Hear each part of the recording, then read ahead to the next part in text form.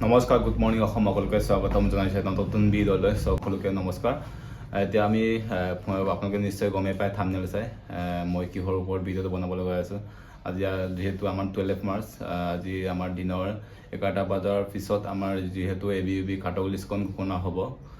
সকলোৱে গমেই পায়, তাৰে ওপৰত আমাৰ গোটেইখিনি আপোনালোকে নিশ্চয় গমেই পায় কোনটো পষ্টত আমাৰ কিমান পষ্ট খালী আছিলে। নিশ্চয় গমেই পায় আপোনালোকে।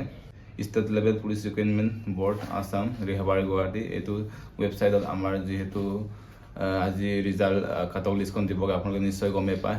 যিহেতু সকলোৰে আশা আছিলে আছাম পুলিচ এজন বাহিনী হ'বলৈ, এজন আৰক্ষী বাহিনী হ'বলৈ সকলোৰে আশা আছে। সেইটো কাৰণে এতিয়া চবেই ভাবি আছে মোৰ আহিব নাই, আজি কি হ'ব।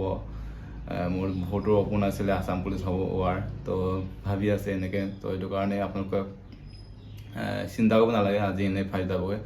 আৰু যিহে নহওক লাগে আপোনালোকে এক্সামৰ কাৰণে এতিয়া প্ৰিপেৰেশ্যন কৰি থাকক। যিহেতু আমাৰ 23 মাৰ্চত এক্সাম অনুষ্ঠিত হ'ব আছাম পুলিচ ABUB।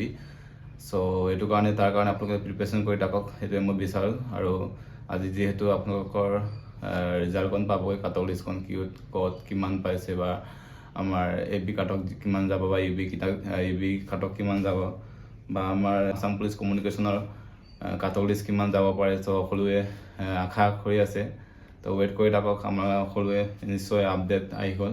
তো 11টা বজাৰ পাছত সকলোৱে ৰিজাল্ট পাবগৈ। নিশ্চয় কমেণ্ট কৰি জনাব কাৰ কাৰ আহিছে, আৰু সকলোৱে জনাব।